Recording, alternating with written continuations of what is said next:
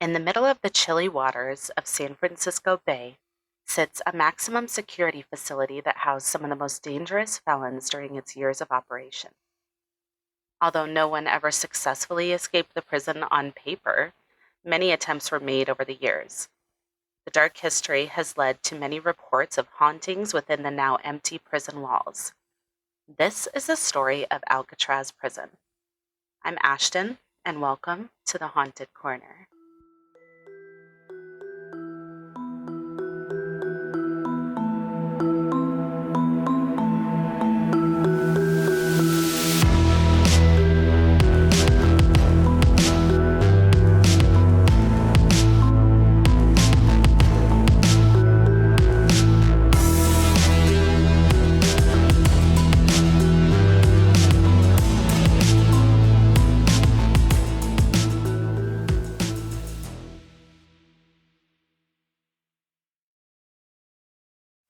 Hey everyone, welcome back to the Haunted Corner.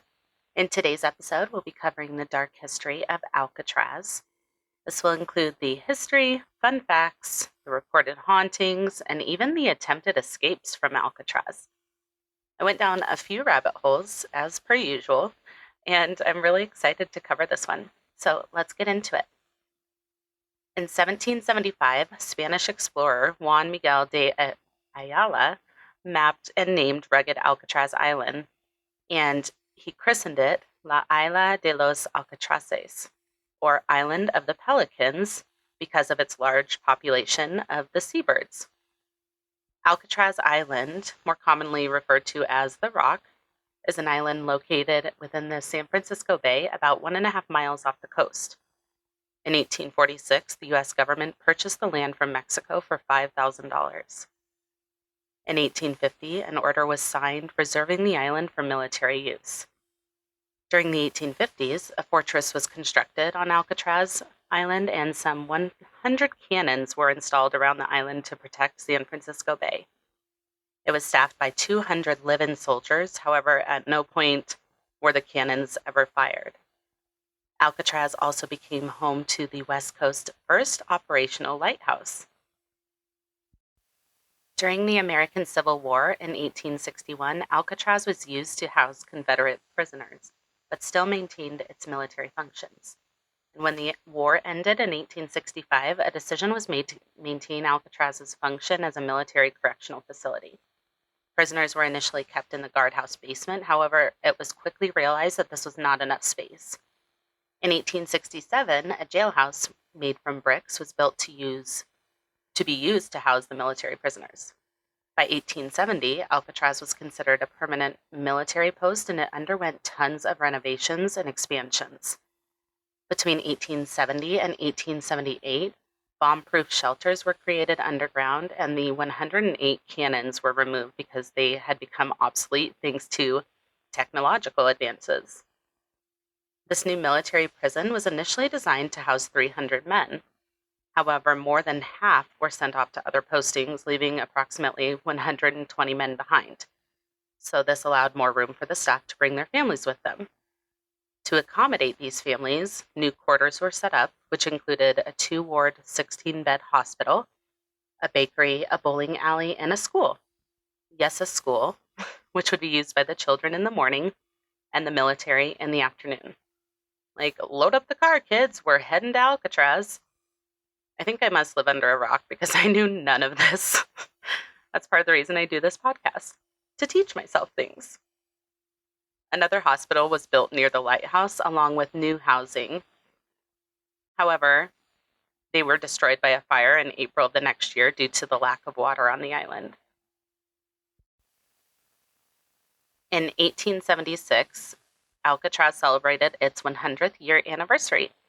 However, at this point, it was noted that the conditions had become extremely overcrowded and unhygienic. The living conditions between the prisoners and the people who were just living on the island was basically the same at that time. So a suggestion was made to move the prisoners somewhere else. But eventually, it was decided that the federal government would pay to build more living quarters. A brand new 2-story hospital was also built. The Citadel was renovated in 1882, a new schoolhouse was built, and windmills were installed to pump water to the tanks on the roof so residents would have access to running water. In January of 1895, 19 members of the Hopi tribe were jailed at Alcatraz. So what had happened was, following land disputes, they were subjugated, and the U.S. government demanded a few things from the tribe. They would be required to farm, learn how to become American, and send their children to schools to learn the same thing. They were also required to stop speaking their language and practicing their religion. So the Hopi tribe members were like, no thanks. So they were then arrested and held in the lower prison. Now, the public became divided about this situation, but most people were empathetic towards the Native American men. After some debating, the 19 prisoners were released, but one of the conditions was that they needed to comply with the government's original orders, which they again refused. Like, I'm sorry, we told you earlier. No. So the government decided that they were just going to let things lie, and nothing happened after that. So in April of 1898, the Spanish-American War broke out, and at this time, the number of prisoners at Alcatraz rose substantially. I read in one report that the number of prisoners rose from 26 to 450. On April 18th of 1906, after an earthquake hit the city of San Francisco, civilian prisoners from the city were transferred to Alcatraz while the city was rebuilt. On March 21st of 1907, Alcatraz became the Western U.S. military prison. The goal was to utilize military discipline among inmates in the hopes of rehabilitating them. So in order to accommodate the growing population, construction began on a larger concrete prison. In order to complete this task, some of the original buildings were demolished, and the new structure was completed in 1912. It remains the main structure on the island today. In 1915, remedial education and vocational training were implemented, and the prison was renamed the Pacific Branch of the U.S. Disciplinary Barracks. In 1933, the Army relinquished Alcatraz to the U.S. Department of Justice, which wanted a federal prison that could house a criminal population that was too difficult or dangerous to be handled by other U.S. penitentiaries. Following construction to make the existing complex at Alcatraz more secure, the maximum security facility officially opened on July 1st, 1934. The first warden, James A. Johnston, hired approximately one guard for every 3 prisoners, and each prisoner had his own cell. According to History.com, quote, Alcatraz typically held some 260 to 275 prisoners, which represented less than 1% of the entire federal inmate population. Some of these prisoners included some notable names. But among those who did time at the Rock was the notorious Prohibition-era gangster Al Scarface Capone. He spent 4.5 years there during the 1930s. He was sent to Alcatraz because his incarceration in Atlanta, Georgia, had allowed him to remain in contact with the outside world and continue to run his criminal operation in Chicago. Other famous Alcatraz inmates include George Machine Gun Kelly, who spent 17 years there on a kidnapping conviction, gangster Alvin Creepy Karpowicz. He was listed as public enemy number 1 by the FBI in the 1930s, and he spent over 25 years behind bars at Alcatraz. Robert Stroud, who was also known as the Birdman of Alcatraz, was transferred there after 3 decades at the federal penitentiary in Leavenworth, Kansas. Stroud arrived on the island in 1942 and served 17 years there. However, despite his nickname, he was not permitted to keep birds at Alcatraz, which is something that he was allowed to do when he was at Leavenworth. Other famous inmates include the mob boss Ellsworth Raymond Bumpy Johnson and the Puerto Rican political activist Rafael Cancel Miranda, who attacked the Capitol building in Washington. Maybe I'll do an entire episode just on the famous prisoners who were housed at Alcatraz, because there are a lot. The prison housed inmates for the next 29 years, but this housing of inmates was very expensive. It was estimated that each inmate cost the American taxpayers almost $10 per day, whereas an inmate in Atlanta, Georgia would cost the taxpayers approximately $3 per day. So it's not a cheap place to run by any means, and life in the prison was not a five-star resort. Inmates were expected to work 8 hours per day, 5 days per week. They had weekends and holidays off. They had very strict routines. Concerns eventually began to rise about the amount of sewage that was being dumped from the island, and salt water had damaged the structures of Alcatraz to the point where it would require extensive maintenance. Because of these things and the high cost of operation, the decision was made that Alcatraz would be closed on March 21st, 1963. And the remaining 250 inmates were transferred to the penitentiary in Marion, Illinois. During nearly 3 decades of operation, Alcatraz housed a total of 1,576 men. In 1969, a group of Native Americans led by Mohawk activist Richard Oakes arrived on Alcatraz Island and claimed the island on behalf of, quote, Indians of all tribes, end quote. The activists hoped to establish a university and a museum on the island. Eventually, Richard Oakes left Alcatraz after the death of his stepdaughter there in 1970, and the remaining occupiers were removed by order of President Nixon in 1971. The island became part of the Golden Gate National Recreation Area in 1972 and was opened to the public a year later. Today, some 1 million tourists visit Alcatraz each year. Now let's talk about prison escapes, or attempted escapes. Over the years, there were 14 known attempts to escape from Alcatraz involving 36 inmates. The Federal Bureau of Prisons reports that of these would-be escapees, 23 were captured, 6 were shot and killed during their getaways, 2 drowned, and 5 went missing and were presumed drowned. One of the earliest attempted escapes occurred in 1878 when 2 prisoners managed to row themselves all the way to the shore before being captured. So close. Another time, a man named Joseph Bowers, who was serving a 25-year sentence for stealing $16. Now, there are a few stories about how Joseph met his end. The first being that he was burning garbage at an incinerator when he ran towards a chain-link fence, hoping he could jump over into the bay and swim to freedom. Well, as he was on the fence, a guard saw him and shot at him, causing him to fall to his death. The other version notes that Joseph loved feeding the birds on the island, and he had stacked some empty barrels to reach the food for the birds.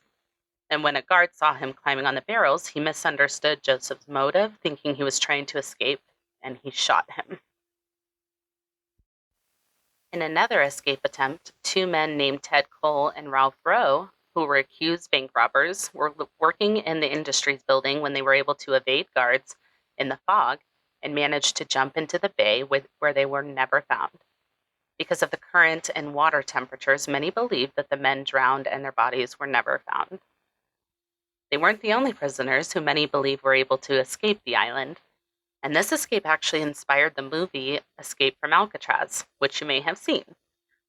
This escape attempt involved Alan Clayton, who was incarcerated for transfer of a stolen vehicle, Frank Lee Morris, who was incarcerated for narcotics and armed robbery, and brothers John and Clarence Anglin, who were in for bank robbery. Now, Morris was a very smart man, and he was the mastermind of this escape attempt. He allegedly had an IQ of 133, so he was super smart. Now, they were playing the long game. I mean, they had time on their hands, so the prisoners spent 2 years stealing the tools they needed and building the things they would need during their escape. This included a raft as a getaway vehicle with paddles and life jackets. They also created lifelike dummies of themselves and even used real hair on the dummies that they collected from the barber shop. The men used their tools to drill holes around the air vents at the back of their cells to loosen them for removal. The men then climbed into the corridor behind the cells and on top of the cell block where they had a makeshift workshop to create the tools they needed for their escape. So on the night of June 11th, 1962, they were ready to go. But one of the men, West, didn't have his ventilator grill completely removed, so he was left behind. The 3 others got into the corridor, gathered their gear, climbed up and out through the ventilator, and got onto the prison roof. Then they shimmied down the bakery smokestack at the rear of the cell house, climbed over the fence, and snuck to the northeast shore of the island and launched their raft. What happens next? No one really knows. Did they make it across the bay, get to Angel Island, or did the wind and waves get the better of them? Plenty of people have gone on to try to prove that the men could have survived, but did they? No one knows. The men never turned up.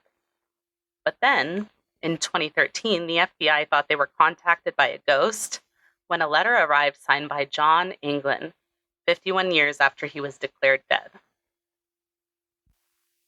One of the most famous failed escapes occurred between May 2nd and May 4th of 1946 and resulted in the deaths of 2 guards and 3 inmates. On May 2nd, an inmate named Bernard Coy, who was serving 25 years for bank robbery, was sweeping the floor in cell block C. His co-conspirator was an inmate named Marvin Hubbard, who was serving time for kidnapping and auto theft. And as Coy finished up, he asked the guard to let him out so he could move on to his next task. So the guard did, and as he was frisking Hubbard, Coy came up and hit the guard from behind before the men subdued him. Coy and Hubbard then let 2 other inmates named Clarence Carnes and Joseph Kretzer out of their cells. There was a gun gallery above the cell block, which the men knew all about and even knew the routine of the guard who was stationed there. And as he was away from his post, the men began working on trying to get through the bars surrounding the gun gallery. Now, Coy had been preparing. He had been starving himself in order to fit through the bars, which he did. And as the guard returned, Coy overpowered him and took the guard's keys as well as guns and gas grenades, which he passed out to other men. Coy went back to D Block, where he demanded the guard release several of the inmates who had been held in solitary confinement, including Mirren Thompson and Sam Shockley. The other inmates refused to take part in the escape, and they returned to their own cells where 2 of the guards were also locked up. Now, in order for the inmates to get off the island, they had to find a way to get to the dock where boats arrived between 2 and 2:30 p.m. But to even get out of the cell house, they had to try all the different keys to open the door. In the process of this, they managed to jam the lock and were now stuck inside the cell house. During this time, when the guards didn't show up to their next reports, 9 guards went to see what was going on, and they were also subdued and held in cells by the prisoners. Coy fired at nearby watchtowers and injured a guard, and when Associate Warden Ed Miller entered the cell block, he was shot and injured by Coy as well. During this time, one of the guards was able to raise the alarm. At that point, Kretzer opened fire on the rest of the guards, injuring 5, and one of the guards, named Bill Miller, would later die from his injuries. So at that point, the inmates were like, oh, maybe this wasn't such a great idea. So they returned to their cells to pretend like they had nothing to do with what had just happened. But what they didn't know is that one of the surviving guards managed to write down their names and even circled the names of the ringleaders. The inmates were not going down without a fight, though. By 6:00 p.m., armed guards made their way to the gun cage and were fired upon by the prisoners. It was at this time that Officer Harold Stites was killed and 4 other officers were injured. Prison officials were done with the shenanigans, and they turned off the water and power to the prison. They also decided to call in 2 Marine platoons to guard the rest of the prisoners and to recapture the cell house. They made their way to D Block, where they found the other captured guards, and in the meantime unleashed a barrage of gunfire and grenades after they mistakenly thought that the escapees had holed up there. By noon on May 3rd, the convicts called Warden James Johnston in an attempt to make a deal, but Johnston refused and demanded their unconditional surrender. When armed guards entered the building on May 4th, they found the bodies of Coy, Kretzer, and Hubbard, which brought the battle to an end. Thompson and Shockley were executed for their roles on December 3rd, 1948. Harness was initially given an extra life sentence, but was released in 1973. So now that we've covered the history, the prisoners, the escape attempts, not all of them, because there were a lot more, let's talk about the ghosts. There's many reasons why Alcatraz is considered to be one of the most haunted places in America. And these are just a few of them. In the 1940s, a prisoner was found by guards strangled to death in cell 14D, which is where prisoners were sent as punishment. The story goes that the night before his death, he kept screaming that a creature with glowing eyes was trying to kill him. And visitors now often report feeling a cold rush of air when entering cell 14D. As guests wander through the cell blocks, it's normal to hear whispers, crying, and moaning. This is also the location where a psychic reported encountering a malevolent spirit named Butcher. And you guessed it, prison records show that a man who was nicknamed Butcher was killed in one of those cell blocks in the 1940s by another inmate. A former inmate named Leon Whitey Thompson, who also went on to become a guide at Alcatraz, remembered that all of the inmates thought the prison was haunted.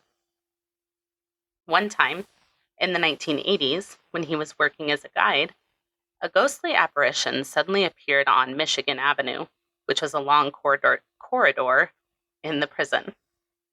And the apparition started walking away from Whitey. But something was familiar about this ghost. He immediately recognized the spirit as being that of a man he met in prison decades earlier, a man named Johnny House. Other famous spirits that are said to still linger around the prison halls include that of Robert Stroud, also known as the Birdman. In 1994, a couple visited his cell and said they heard the sound of birds and saw Stroud reading a book on his bed. That's not all. The spirit of Al Capone has been reported to hang around the prison as well. Now, Capone couldn't risk spending his 1 hour of free time in the prison yard as the threat of attack was too big. So instead, he spent his days in the shower room playing his banjo. And now, nearly a century later, many sources have reported hearing banjo music coming from the prison shower room. From sightings of apparitions to strange noises being heard, and even the strange sight of the first Alcatraz lighthouse reappearing on the island on foggy nights, the hauntings seem to continue. And if you have a story to share about Alcatraz or a picture to share, please send it to thehauntedcorner@gmail.com. And that is the history and hauntings of Alcatraz. I hope you enjoyed the episode today. Thanks for tuning in. I will link to all the sources used in my research on the website in the blog post at thehauntedcorner.com. I'll also link to it in the show notes. Check out the other episodes of The Haunted Corner available now wherever you listen to your favorite podcasts, with new episodes dropping every Monday and Thursday. We're also on YouTube, so head over there to subscribe. If you're enjoying the podcast and would like to share your support, head on over to Patreon. You'll have access to the exclusive Patreon-only episodes, and the list is getting longer. Early and ad-free access to episodes, plus so much more. Head over to patreon.com/The Haunted Corner to join now. Follow us on social media at The Haunted Corner on Instagram, Facebook, YouTube, and TikTok. If you're enjoying the podcast, be sure to tell a friend and rate wherever you listen.